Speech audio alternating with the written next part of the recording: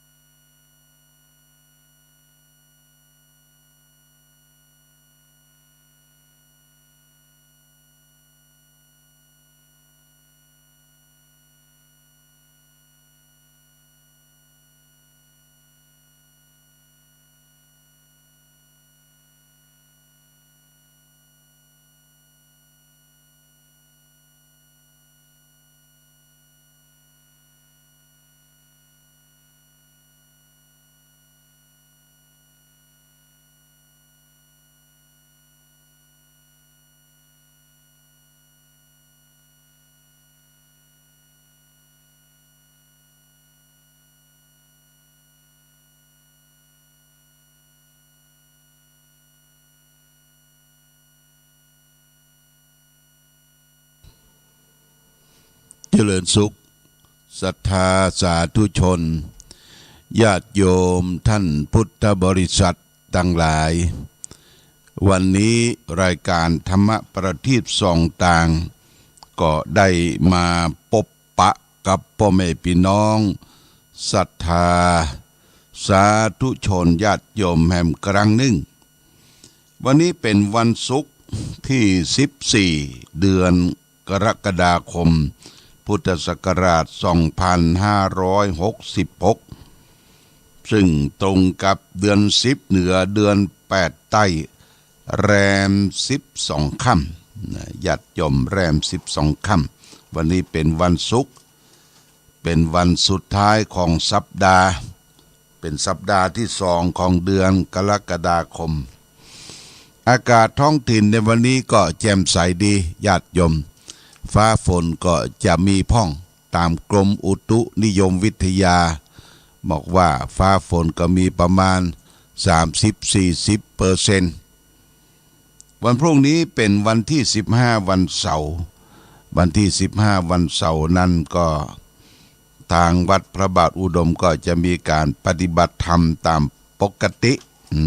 สำหรับวันเสาร์ญาติโยมก็ขึ้นวัดขึ้นวาและส่วนที่ศรัทธาญาติโยมจะไปร่วมกันหล่อเทียนที่วัดทุ่งปงอำเภอเมืองปานจังหวัดลำปางก็ตามที่ได้นัดหมายกันไว้ก็คือแม่จงดีเชื้อกันทาก็จะเป็นตัวนำเป็นภาระ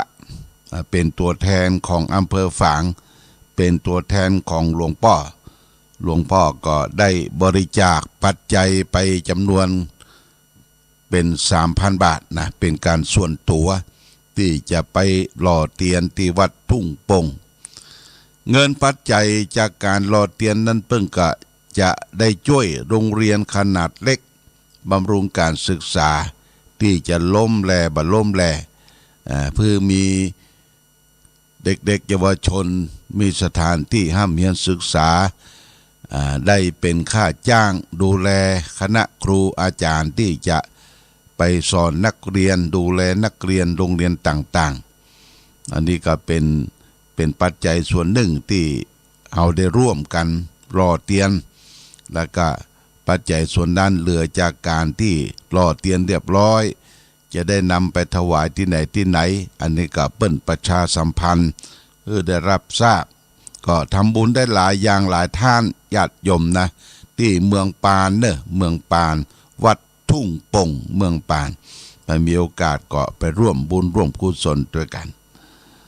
สำหรับวันพรุ่งนี้หลวงพ่อก็อยู่ที่วัดก็มีภารกิจที่จะต้องเตรียมงานที่วัดเพราะว่าวันที่16เนี่ยมีคณะพ่ออาจารย์แล้วก็เจ้าอาวาส จะได้มาประชุมที่วัดพระบาทอุดมจำนวน250รูปคนนะ250รูปคนประชุมแล้วก็ได้มาชัดพัดฉันภัตตาหารเพลจะต้องดูแลอาคารสถานที่เตรียมการต้อนรับคณะครูบาอาจารย์ทั้ง3อำเภอป้ออาจารย์มัคคะนายกผู้นำกินนำตาลพร้อมด้วยท่านเจ้าวาดก็จะต้องเตรียมการตั้งแต่วันพุธนี้ก็เตรียมการเพื่อเรียบร้อยดีงามขาดอะไรยังก็จะได้ดูแลเพื่อเกิดความสะดวกแก่ผู้ที่ได้รับการอบรมก็บอกต่อๆกันไปเนิ่นๆพออาจารย์ทุกวัดวาอารามทั้งในเขตอำเภอฝางแม่อายชัยประการท่านเจ้าอาวาสทุกวัดนะได้มาเข้ารับการอบรมประชุมสัมมนาเพื่อทำความเข้าใจต่อกันเวลาการกินการทานดำเนินงานกิจกรรมเกี่ยวกับเรื่องการไหว้พระสวดมนต์เรื่องการทำบุญประเพณีต่างๆนี่คือมันเป็นในรูปเดียวกันแนวเดียวกันเนี่ยญาติโยมก็มีความจำเป็นวันพรุ่งนี้วันที่15นี้บ่ได้ไปหล่อเตียนตัวเปิ้นต้องเตรียมการเตรียมงานอยู่ที่วัดพระบาทอุดมน้ำบ่อสวา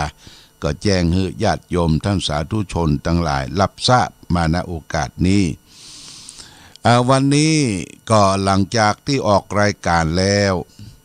เวลา 8:15 นาทีก็จะเดินทางเข้าเจียงใหม่ไปประชุมเวลา 13 นาฬิกาประชุมณที่วัดพระนอนขอนตาล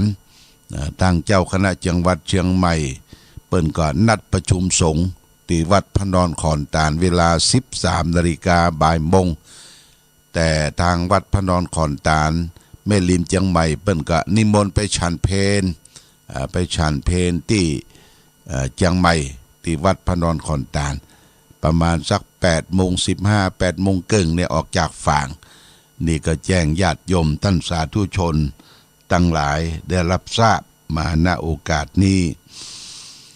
ในช่วงนี้เป็นช่วงฤดูฝนญาติโยมนะ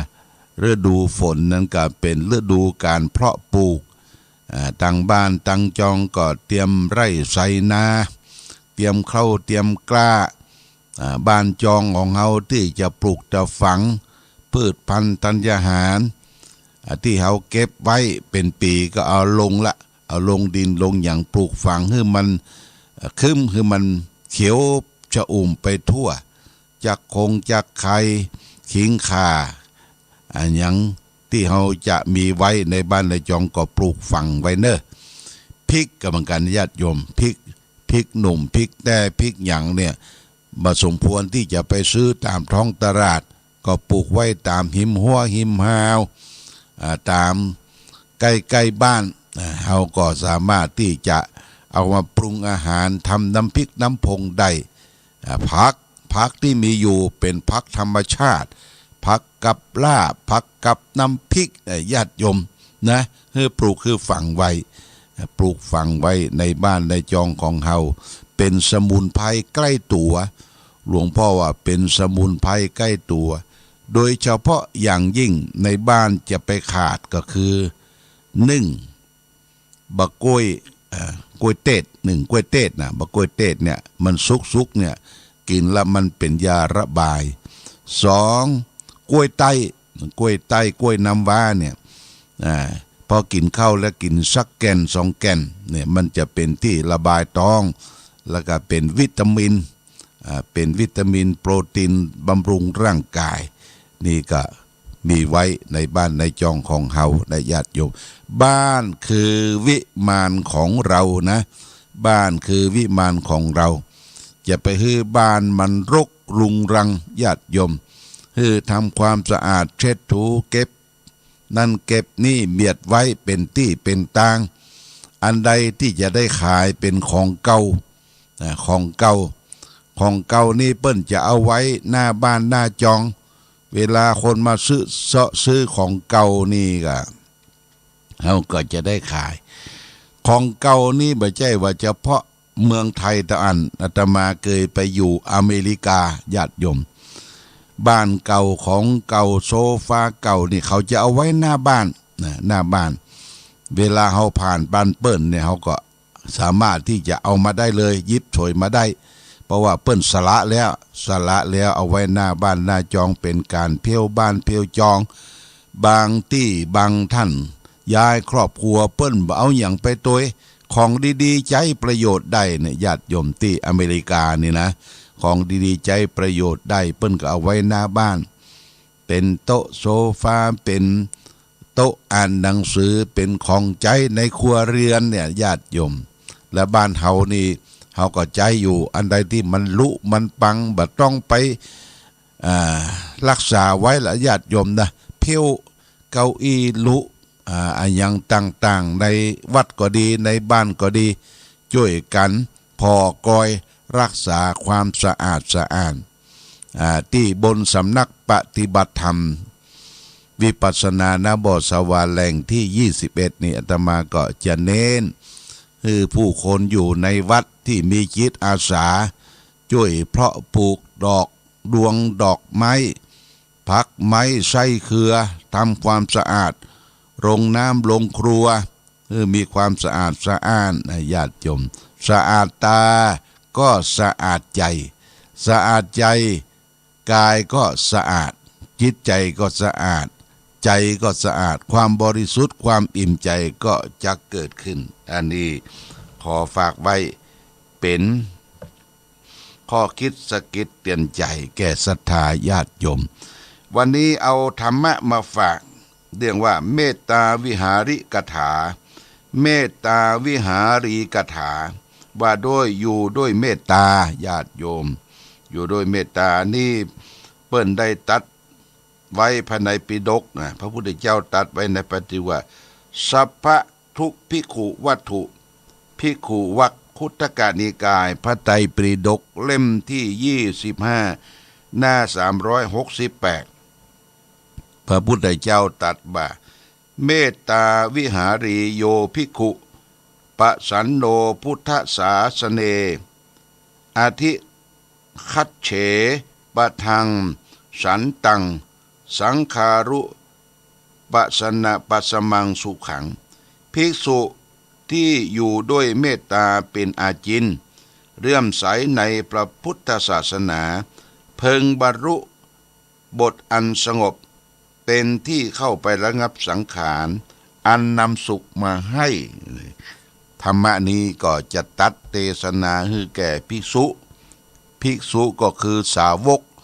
ผู้ปฏิบัติตามคำสอนของพระพุทธองค์พระองค์ได้ตรัสว่าเมตตาวิหาริโยภิกขุภิกษุที่อยู่ด้วยเมตตาเป็นอาจินปสันโนพุทธศาสเนเลื่อมใสในพระพุทธศาสนาปะทังสันตังพึงบรรลุบทอันสงบสังขารูปสมังสุขังเป็นที่เข้าไประงับสังขารอันนำสุขมาให้เมตตาญาติโยมนะเมตตาเป็นเครื่องค้ำจุนโลกเมตตาเป็นเครื่องกำจัดลูกเมตตาแปลว่าความรักใคร่รักใคร่ต่อ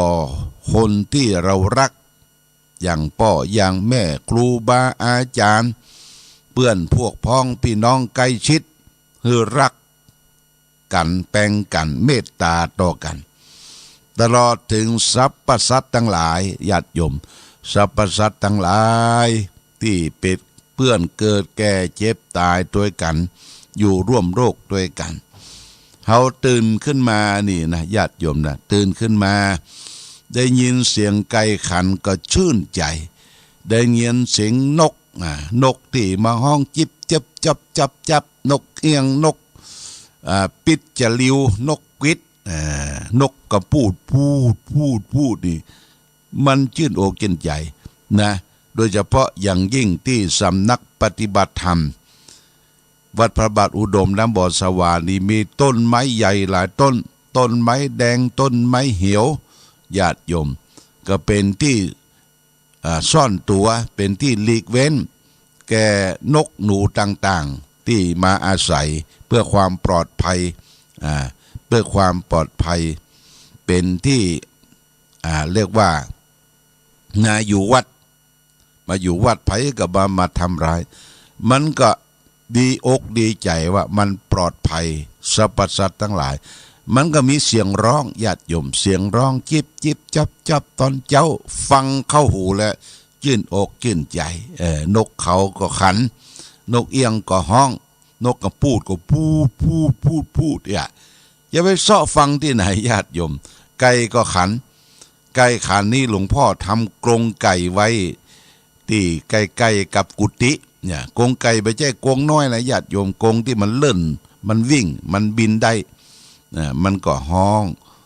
ไก่ปูไก่แม่ห้องไก่กระตักไอ้เวลามันไข่มันก็ฟักไข่ออกลูกออกหยังแล้วก็ไก่แจ้นี่ก็ขันอยู่ตลอดเวลาขัน3 เวลาเย็นกลางคืนตอนเจ้าเนี่ยตอนเจ้าไก่ขันเป็นธรรมชาติสุนัขมาก็เหมือนกันที่มาอยู่วัดมันก็ชื่นอกชื่นใจว่ามันอยู่ได้กินข้าวกับทุกเจ้าเวลาทุกเจ้าไปบิณฑบาตมามันก็จะล่นตัวยก้นทุกเจ้าไปส่งแถวกุฏิไปส่งกุฏิแล้วก็ได้รับอาหารปั่นให้สั่งสิ่งทั้งหลายทั้งปวงสรรพสัตว์ทั้งหลายอยู่ร่วมกันเนี่ยเปิ้นว่าอยู่โดยเมตตาญาติโยมอยู่โดยเมตตาความรักใคร่เอ็นดูสงสารถ้อยทีถ้อยอาศัยต่อกันอย่าไปเกลียดอย่าไปจังอย่าไปเบียดอย่าไปบังสรรพสัตว์ทั้งหลายมีชีวิตนออินทรีย์พระพุทธเจ้าบัญญัติศีล 5ไว้ข้อที่1ปานาติปาตาเวละมณีสิกขาปะทังสมาธิยามิพึงเว้นจากการฆ่าสัตว์ตัดชีวิตเบียดเบียนสัตว์เล็กสัตว์น้อยสัตว์ที่มีชีวิตนออินทรีย์ ญาติโยมนะสัตว์ที่มีชีวิตต่ออินทรีย์เฮานี่เป็นคนขี้โกงนะมนุษย์ที่ขี้โกงเอาควายเอางัวเอาควายเนี่ยไปเทียมเกวียนหรือเอาไปใส่ไถแต่ก่อนนี่ใจวัวใจควายเทียมเกวียนเทียมไถถ้าควายไปนาบ่ดีโคทื่อควายญาติโยมเอาไม้บุบเปิ้นตีเปิ้นแล้วกับล่าพิดีกา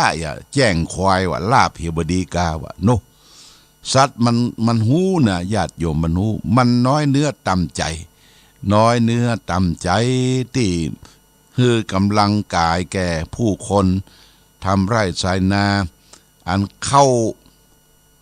เจ้านาก็เอาไปขึ้นไปขายมันก็ได้กินเศษเข้าคือเฟืองบางทีจะไปกินหญ้าก็ยังไม่ได้กินอิ่มกินเต็มเอามาหามละเอามาหามละมาเอาแอกเข้าใส่เอาเถื่อเข้าใส่เอาหยังเข้าใส่แอกคำคอหยังตลอดทั้งกลางแรงแล้วก็กลางเจ้านะหมดแรงหมดเจ้าใส่นาให้ผู้คนตะก่อนนี่ญาติโยมควายบางตัวนี่ญาติโยมนะบางตัวนี่มีลูกอ่อนลูกน้อยเจ้าของก็เอามัดยังมาแต่งดังเตื้อมัดที่คอนะเอาล่ามไว้ที่ปืนห้างพอคือแม่มันไถนานะแม่มันไถนาซ้ายขวาเนี่ยพอได้เวลาควายมาแล้วปลดจากให้จากนาแทนที่มันจะไปกินหญ้าญาติโยมแทนที่จะไม่กินหญ้าแทนที่จะมันไปล่นไปกินนามันฟั่งล่นพอปลดจากแอกจากไถฟั่งล่นวิ่งไปที่ปืนห้างแล้วก็บินก้นเอาลูกคือได้ดื่มกินนมก่อนปวดโธ่เนี่ยจิตใจสัตว์เดรัจฉานเนี่ยญาติโยมสัตว์เดรัจฉานมันฮักลูกฮักเต้ามันสักบุญใดป้องกันอันยังจะมาทำร้ายลูกนี่บ่ได้เนี่ยยิ่งใหญ่มหาศาลเนี่ยสัตว์มันรักลูกรักเต้ารักครอบรักครัวทั้งที่มันเศร้านะควายนี่มันเศร้าโซ่มันอิด มันอิดปากน้ำลายฟูมปากมันยอมไถนาไถกล้าไถอย่างฮื้อผู้คนแต่ก็หักลูกฟังเอาลูกคือได้กินนมก่อนเนี่ยแล้วก็กล้วยปลาลูกไปอย่างไปเสาะกินหญ้าต่อไปเนี่ยญาติโยมอันนี้รวมความแล้วว่ามนุษย์โลกคนเฮาอยู่ด้วยเมตตาอยู่ด้วยความรักเมตตาอยู่กับไผคนใดเนี่ยเปิ้นว่ามีเมตตามหานิยมญาติโยมเมตตามหานิยมเปิ้นว่าเมตตานักต่อสรรพสัตว์ทั้งหลายตายไปแล้วก็อิ่มเอิบเบิกบานจิตวิญญาณเฮาก็ไปสู่สุคติภพภูมิที่ดีโดยปารมีเมตตาธรรมเมตตาธรรมนะญาติโยมอยู่ที่ไหนคือเมตตาเป็นพระที่มีเมตตาครูบาอาจารย์ตะกอนนี่เปิ้นมีเมตตาธรรมนักอยู่ที่วัดที่วาเปิ้นจะแปลงยุกแปลงยาแปลงยุกแปลงยาสมุนไพรเป็นยาก้อนเป็นยาผงเป็นยาหอมเป็นยาฝนอยู่ที่วัดญาติโยมอยู่ที่วัดตุลุงหลวงพ่อตะกอนนี่ถ้าผีเข้าเล่าตือตั้งบ้านตั้งจองหรือเจ็บไข้ได้ป่วยอะไรไปบอกเด็กเดินขึ้นคืนก็ต้องไปบอกคือตุลุงก็ปลุกขโยมปลุกไปหน่อยไปบ่ไปหาคนที่ป่วยกัดอ้างโฟนยา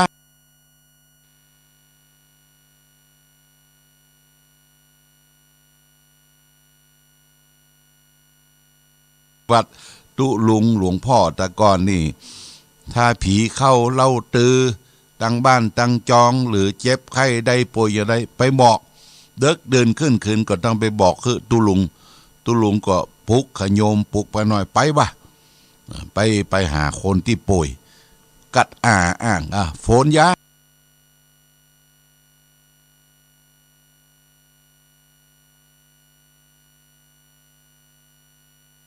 วัดตุลุงหลวงพ่อตะกอนนี่ถ้าผีเข้าเล่าตือตั้งบ้านตั้งจองหรือเจ็บไข้ได้ป่วยอะไรไปบอกเด็กเดินขึ้นคืนก็ต้องไปบอกคือตุลุงก็ปลุกขโยมปลุกไปหน่อยไปบ่ไปหาคนที่ป่วยกัดอ้างโฟนยา